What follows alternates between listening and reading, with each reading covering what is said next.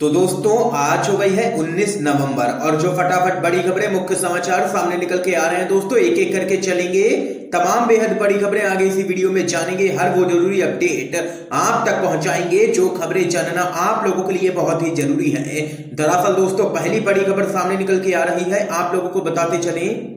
CAA नाबालिगों की अवैध हिरासत पर योगी सरकार तलब, आप लोगों को दोस्तों बताते चलें। इलाहाबाद हाई कोर्ट ने पिछले साल दिसंबर में नागरिकता संशोधन कानून के खिलाफ प्रदर्शन के दौरान नाबालिगों की अवैध हिरासत पर योगी सरकार से जवाब तलब कर दिया है। कोर्ट का यह फैसला एक याचिका पर सुनवाई के दौरान सामने निकल के आया है। उसमें आरोप लगाया गया है कि तब नाबालिगों को अवैध हिरासत में रखा गया और उनको प्रताड़ित किया गया था।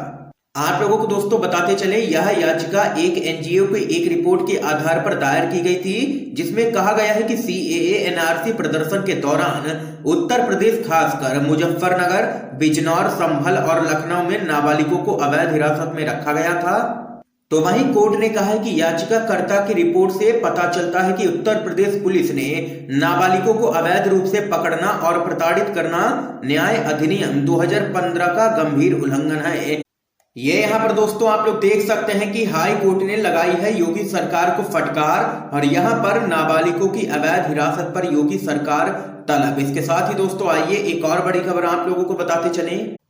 फजीयत के बाद नीतीश कुमार ने मंत्री मेवालाल चौधरी को किया है तलब, भर्ती घोटाले के हैं आरोपी। आप लोगों को दोस्तों बताते चले शिक्षा मंत्री के पद की शपथ लेने वाले मेवालाल चौधरी को अचानक सीएम नीतीश कुमार ने तलब कर दिया है, जिसके बाद मेवालाल चौधरी सीएम आवास पहुंचे और नीतीश कुमार से उन्होंने मुलाकात की है। हालांकि दोनों के बीच में क्या बातचीत हुई है ये अभी तक स्पष्ट नहीं हो सका है, लेकिन मेवालाल चौधरी शिक्षा मंत्री बनते ही घोटाले को लेकर के चर्चा में बने हुए हैं, जिसके कारण सरकार की लगातार फजीयत रोज हो रही है। विपक्ष भी लगातार नीतीश कुमार से सवाल कर रहा है और आरजेडी समेत कई दल लगातार मेवालाल चौधरी से इस्तीफे की मांग कर रहे हैं। इसके साथ ही दोस्तों आइए एक और बड़ी खबर आप लोगों को बताते चलें। राष्ट्रीय गान भी पूरा नहीं गा सके बिहार के शिक्षा मंत्री मेवालाल चौधरी, आरजेडी ने शेयर किया है वीडियो। चौतरफा हमला लगातार है जारी। आप लोगों को दोस्तों बताते चले बिहार में नीतीश कुमार की सरकार के बनते ही विवाद शुरू हो गया है। ताजा मामला मंत्रियों की नियुक्ति को लेकर के है। पहली बार मंत्री बनाए गए मेवालाल चौधरी एक कार्यक्रम में राष्ट्रगान गा रहे थे, लेकिन वह उसे पूरा नहीं बोल सके। राष्ट्रीय जनता दल ने इस कार्यक्रम का एक वीडियो ट्विटर पर शेयर किया है। उसमें यह साफ साफ दिख रहा है कि मेवालाल चौधरी राष्ट्रगान तक सही से नहीं बोल सके हैं। डॉक्टर मेवालाल चौधरी को सीएम नीतीश कुमार ने शिक्षा जैसा अहम विभाग सौंप दिया है। तो यहाँ पर दोस्तों देख सकते हैं कि ये है बिहार के नए शिक्षा मंत्री जो राष्ट्रगान भी सही से नहीं गा पाते हैं और इन पर भ्रष्टाचार के संगीन आरोप हैं। ये यहाँ पर दोस्तों बड़ी अपडेट सामने निकल के आई है। इस खबर पे आप लोगों की क्या राय है, अपनी राय बताना बिल्कुल भी मत भूलिएगा कमेंट बॉक्स में। आइए दोस्तों एक और बड़ी जानकारी आप लोगों को बताते चलें। वाराणसी नामांकन रद्द होने के मामले में बीएसएफ के बर्खास्त जवान की याचिका पर सुप्रीम कोर्ट का फैसला सुरक्षित। आप लोगों को दोस्तों बताते चले उच्चतम न्यायालय ने 2019 लोकसभा चुनाव में वाराणसी संसदीय सीट से प्रधानमंत्री नरेंद्र मोदी के खिलाफ नामांकन दाखिल करने वाले सीमा सुरक्षा बल यानी कि बीएसएफ के बर्खास्त जवान तेज बहादुर यादव की याचिका पर सुनवाई स्थगित करने से इनकार करते हुए कहा कि यह बहुत महत्वपूर्ण मामला है। शीर्ष अदालत ने इलाहाबाद उच्च न्यायालय के आदेश के खिलाफ तेज बहादुर की अपील पर अपना फैसला सुरक्षित रख लिया है। इसके साथ ही दोस्तों एक और बड़ी अपडेट सामने निकल के आ रही है। बिहार के नए शिक्षा मंत्री मेवालाल चौधरी को बर्खास्त करने के लिए आंदोलन करेगी भाकपा माले। आप लोगों को दोस्तों बताते चले भाकपा माले महासचिव दीपांकर भट्टाचार्य ने कहा है कि हमारी जीत जनता के विभिन्न सवालों पर लगातार चले आंदोलनों की जीत है। मेवालाल चौधरी को मंत्रिमंडल से अविलंब बर्खास्त किया जाना चाहिए। इसको लेकर के हमारी पार्टी धारावाहिक आंदोलन में उतरेगी। उन्होंने कहा है कि ऐसे व्यक्ति को शिक्षा विभाग दिया गया है जो कृषि विश्वविद्यालय में गड़बड़ी को लेकर कभी खुद सीएम के द्वारा ही पार्टी से निकाला गया था। तो यहाँ पर दोस्तों आप लोग देख सकते हैं कि मेवालाल चौधरी को शिक्षा मंत्री बनाए जाने के बाद लगातार चौतरफा किरकिरी हो रही है नीतीश कुमार की। इसके साथ ही दोस्तों एक और बड़ी अपडेट जान लेते हैं।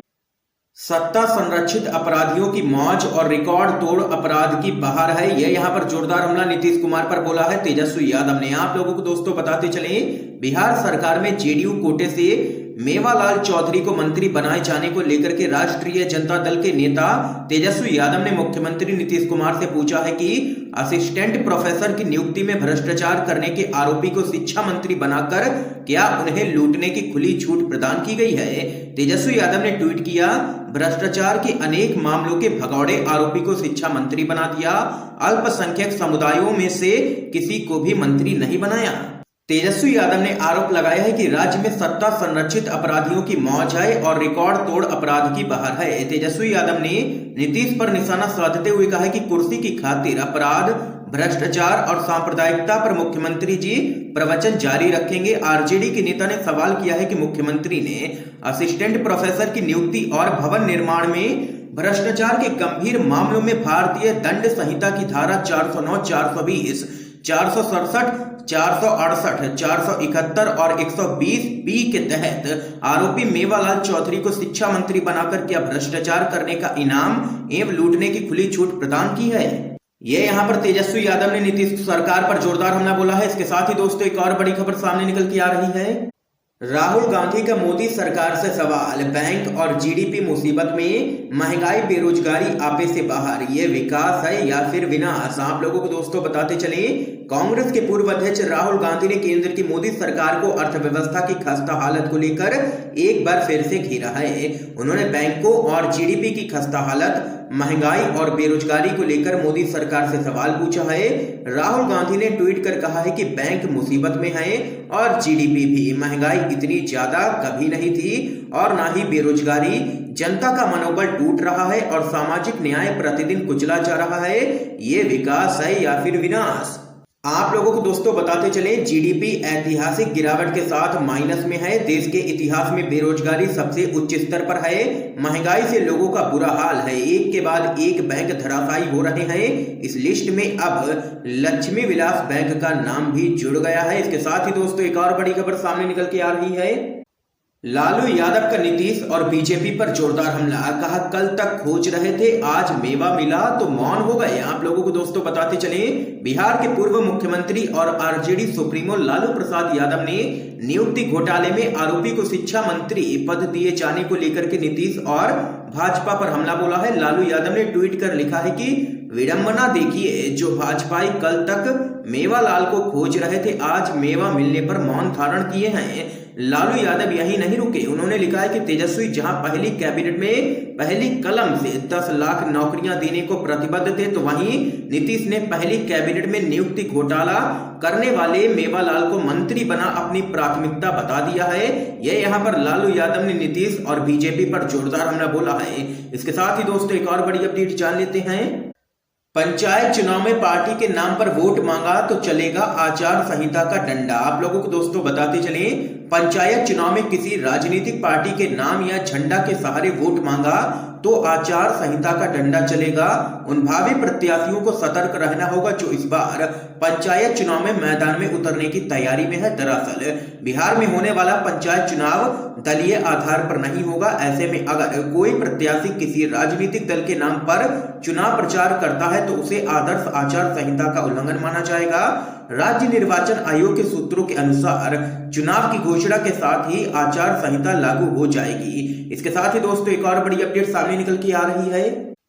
मुंबई पुलिस ने 10 लाख रुपए का बॉन्ड लेने के लिए अर्णब गोस्वामी को जारी किया है नोटिस। आप लोगों को दोस्तों बताते चले, मुंबई पुलिस ने 10 लाख रुपए का बॉन्ड लेने के लिए बीजेपी के दलाल अर्णब गोस्वामी को नोटिस जारी किया है। पुलिस ने अर्णब गोस्वामी पर पालघर साधु हत्याकांड व बांद्रा स्टेशन पर श्रमिकों की भीड़ की खबर गलत तरीके से दर्शकों को परोसने का यहां पर आरोप लगाया है।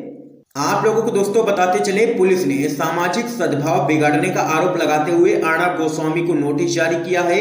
इस नोटिस में अर्णब गोस्वामी को फिर से इस तरह का बर्ताव ना करने के लिए किसी एक सम्मानित व्यक्ति की जमानत भी देने के लिए कहा गया है। साथ ही अर्णब को अच्छे बर्ताव का वादा करने के लिए 10 लाख रुपए का बॉन्ड भी भरने के लिए पुलिस की तरफ से कहा गया है। इस बीच एक और बड़ी जानकारी सामने निकल के आ रही है दोस्तों। विदेश मंत्री जयशंकर के राज्यसभा में निर्वाचन के खिलाफ याचिका पर सुप्रीम कोर्ट ने भेजा है नोटिस। आप लोगों को दोस्तों बताते चले, सुप्रीम कोर्ट ने कुछ याचिकाओं पर सुनवाई करते हुए विदेश मंत्री एस जयशंकर के गुजरात से राज्यसभा में निर्वाचन के खिलाफ दायर एक याचिका पर नोटिस जारी किया है। याचिकाओं में राज्यसभा में आकस्मिक और नियमित रिक्तियों के लिए उपचुनाव कराने के लिए अलग अलग अधिसूचना जारी करने पर चुनाव आयोग की सख्ती का मुद्दा भी उठाया गया है। जयशंकर के खिलाफ एक याचिका कांग्रेस के नेता गौरव पांड्या ने दायर की है।